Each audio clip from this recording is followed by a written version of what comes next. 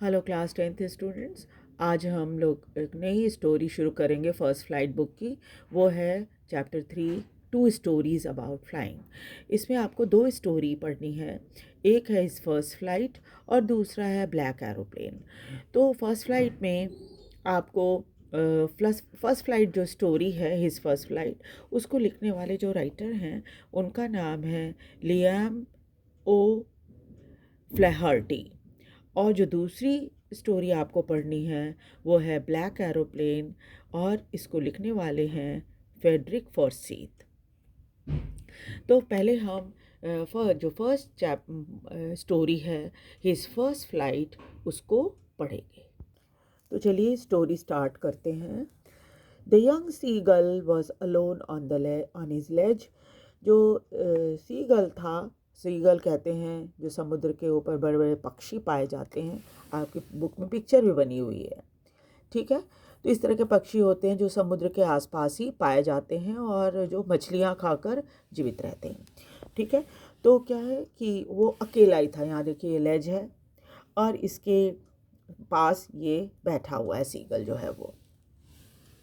His two brothers and his sisters had already flown away the day before. उसके दो भाई और एक बहन जो थी वो पहले ही यहाँ से उड़कर जा चुकी थी। इनको यहाँ से उड़ते हुए भी दिखा रहे हैं कि भाई भाई बहन सब हैं इसके जो कि उड़ के जा रहे हैं यहाँ से। एक दिन पहले ही चले गए थे वो। He had been afraid to fly with them, लेकिन इसको जो था वो बड़ा डर लग रहा था उड़ने में और उसकी हिम्मत नहीं हो रही थी कि वो यहाँ से अपनी जगह से, रहने की जो जगह है इसकी, इससे वो उड़े। Somehow, when he had taken a little run forward to the brink of the ledge and attempted to flap his wings, he became afraid. जब भी वो यहाँ से उड़ने की कोशिश करता तो पहले चलता हुआ भागकर यहाँ पर आता किनारे, लेकिन इन किनारे आने के बाद क्या होता था, उसको वो पंख फड़फड़ाता ज़रूर था बट उड़ नहीं पाता था। उड़ने से पहले उसे डर लगने लग जाता था।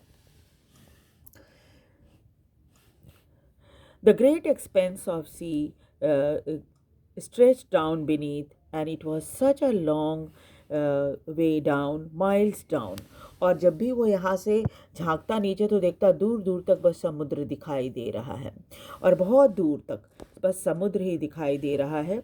तो उसे इसी बात का डर लगता था। And it was such a long way down, miles down, लगता था मीलों दूर तक बस समुद्र ही दिखाई दे रहा है।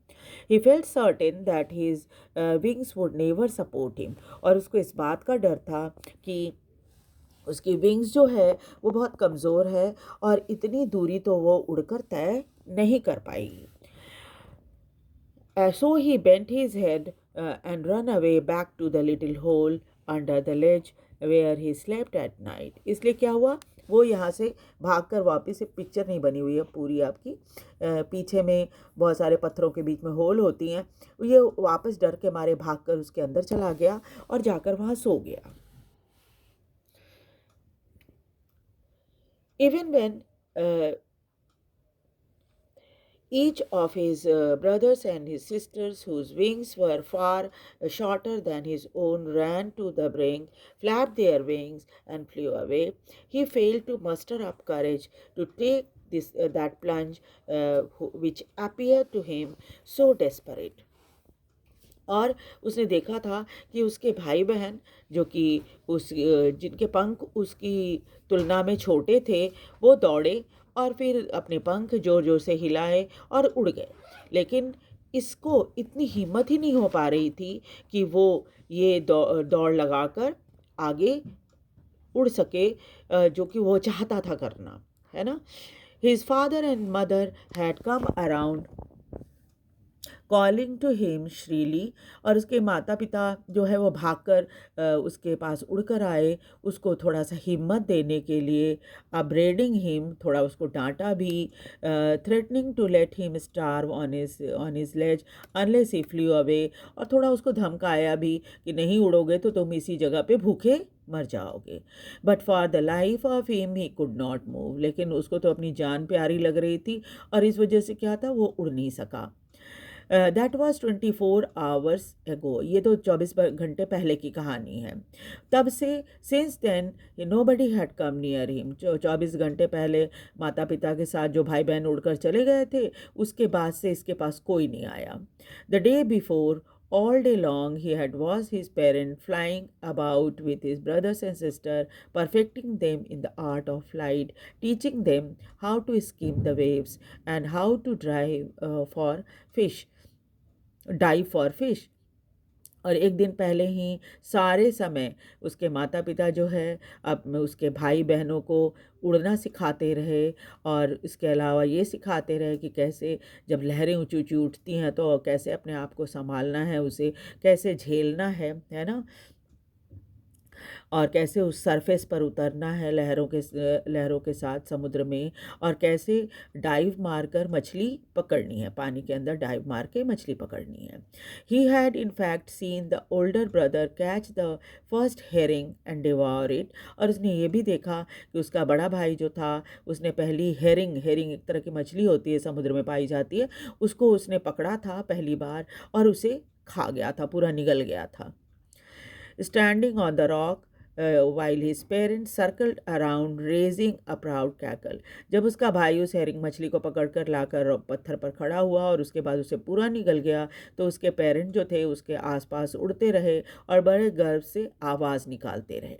And all the morning, whole family had walked about on the big plateau midway down the opposite cliff, taunting him with his cowardice.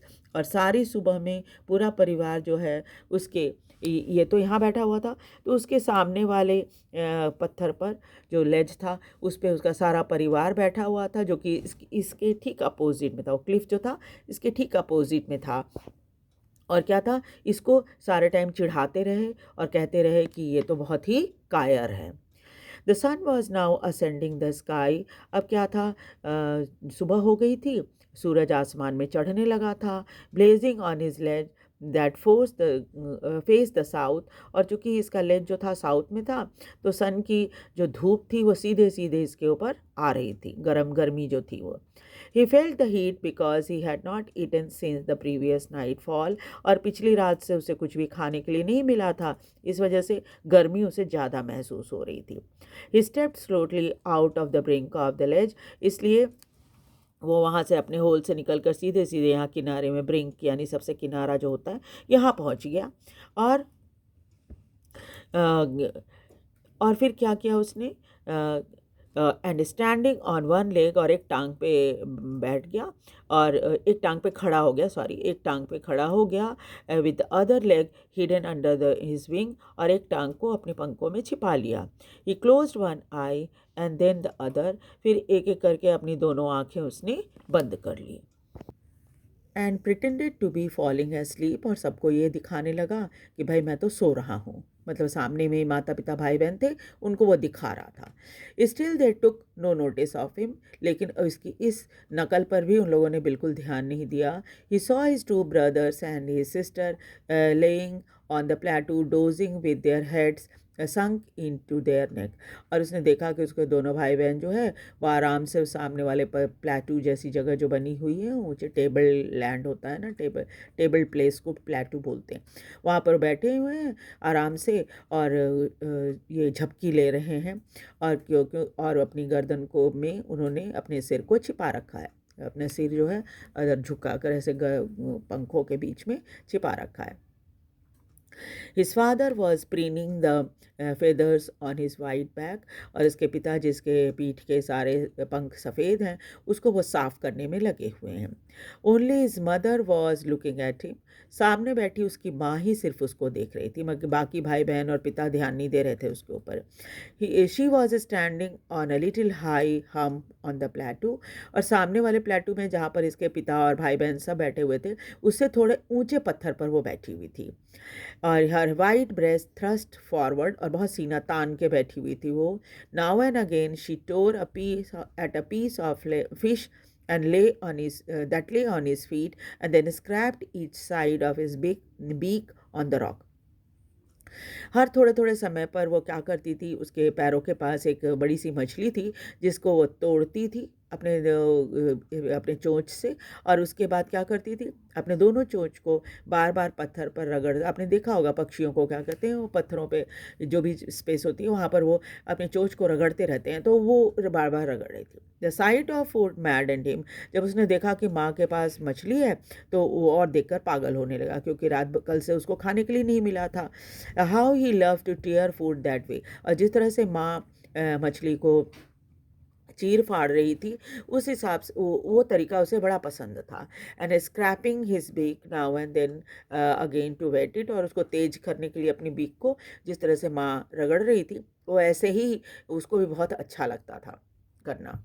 गा गा गा he tried begging for her to bring some food, और फिर उसने आवाज़ लगा, गागा की आवाज़ लगाकर अपनी माँ से प्रार्थना की कि उसको थोड़ा भोजन दे दे। गावला, शी स्क्रीम बैक डेरिसिवली, थोड़ा सा नाराज़ होकर उसने गाउला आवाज़ लगाई कि लगता है जैसे वो कह रही हो कि नहीं देंगे। But he kept calling plaintively, लेकिन वो बार बार रिक्वेस्ट करता रहा उनसे कि थोड़ा दे दो खाने के लिए।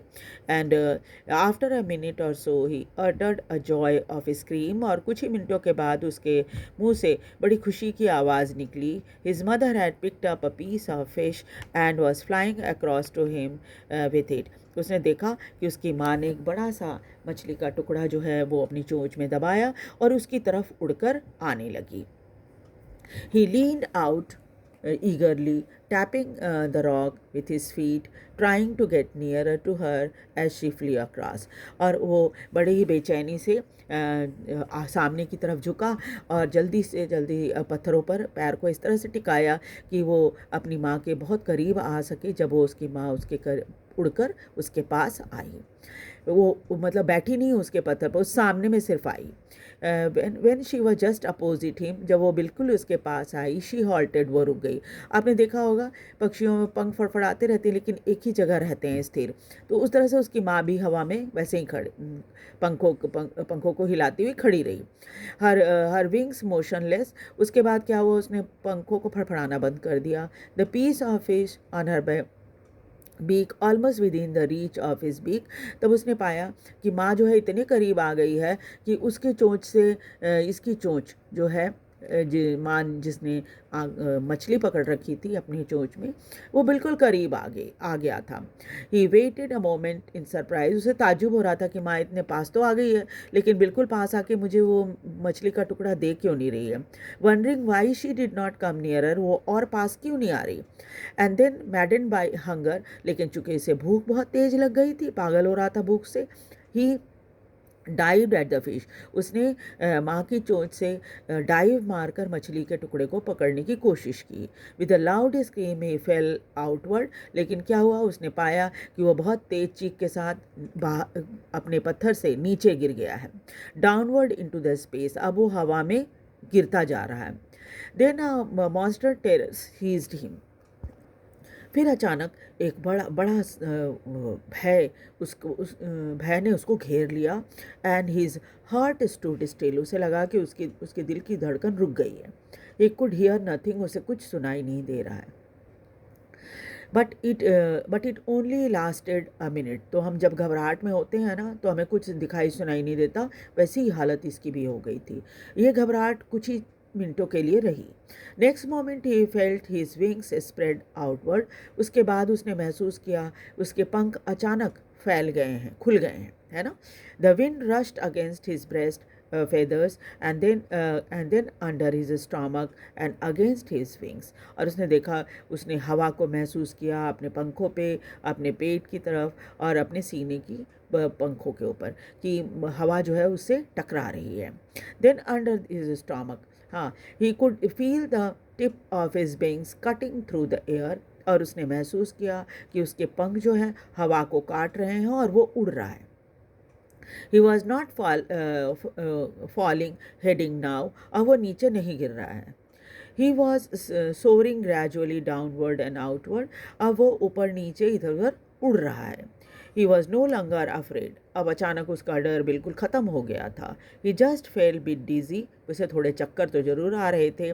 Then he flapped his wing once and he soared upward, और तब उसने क्या किया, ज़ोर से अपने पंख को हिलाया और गागा गागा की आवाज़ लगाई और ऊपर उड़ गया। हिज मदर सूप पास हिम, इस दौरान उसकी माँ उसके बगल से उड़ी। हर wings making a loud noise, उसने पाया कि माँ जब पंख फड़फड़ा रही है तो उसकी बड़ी तेज आवाज़ हो रही है। He answered her answered her with another scream. उसने अपनी माँ के गागा की आवाज़ भी को उसने उसी तरह से जवाब भी दिया, जैसे माँ चिल्ला के आवाज़ लगा रही थी, उसी तरह से वो भी ज़ोर से चिल्लाकर माँ को जवाब दे रहा था। Then his father flew over him screaming, फिर उसके पिता भी आ गए और उसके ऊपर चिल्ला रहे थे, आवाज़ लगा रहे थे। He saw his two brothers and his sister flying around him, curveting and banking and soaring and diving. फिर उसने देखा कि उसके दोनों भाई बहन भी उसके आसपास ऊपर नीचे इधर उधर चक्कर लगा रहे हैं, गोल गोल उड़ रहे हैं, नीचे उड़ रहे हैं, ऊपर जा रहे हैं। Then he completely forgot that he had not always been able to fly. अब वो भूल ही गया था कि वो पहले उड़ नहीं पा रहा था। And commanded himself to dive and soar and curve and shirking freely. और वो भी अपने आप को परफेक्ट करने लगा, डाइव लगाने में, ऊंचा उड़ने में, घूमने में, और ज़ोर ज़ोर से आवाज़ें भी निकालने लग गया, चीखने लग गया। He was near the sea now, अब वो समुद्र के करीब पहुंच गया था। Flying straight over it, और ठीक उसके ऊपर उड़ रहा था। Facing straight out over the ocean, अपने सामने उसके समुद्र दिखाई दे रहा था। He saw a vast green sea beneath him, समुद्र अब उसके ठीक नीचे था और उसके हरा पानी इसे साफ दिखाई दे रहा था। With little ridges moving over it, छोटी छोटी लहरें उसके ऊपर बन रही थी समुद्र के ऊपर। He turned his beak sideway and cawed amusedly, फिर उसने अपनी गर्दन को साइड में घुमाया और बहुत ही खुशी से आवाज़ लगाई। His parent and his brothers and sister had landed on the green flooring ahead of him. उसके उतरने से पहले ही उसके माता पिता भाई बहन सब समुद्र के हरे पानी के ऊपर उतर चुके थे। They were beckoning to him, और वो उसको आवाज़ लगा रहे थे, calling shrilly, जोर जोर से चिल्ला रहे थे। He dropped his legs to stand on the green sea. पहली बार वो समुद्र पे उतर रहा था तो उसे लगा कि समुद्र के हरे पानी में उसे खड़ा होना है। His legs sank into it, लेकिन जैसे ही वो पानी पर उसने अपने पैर रखे, उसके पैर पानी में डूब गए। He screamed with fright, वो जोर से चीखा डर के मारे। And attempted to rise again flapping his wing, और विंग्स और अपनी दोबारा से पंख फड़फड़ा के कोशिश की कि वो पानी से बाहर निकल आए। But he was tired and weak with hunger, लेकिन वो बहुत थक गया था और भूख के कारण बहुत कमज़ोर महसूस कर रहा था। ही कुड नॉट राइज, वो ऊपर नहीं उड़ सका। Exhausted by the strange exercise, और जो एक्सरसाइज उसने की थी अजीब सी, वहाँ से लेज से अपने उड़कर यहाँ तक आने की, इससे वो बहुत थका हुआ था। His feet sank into the green sea, उसके पैर तो पानी में डूब गए थे।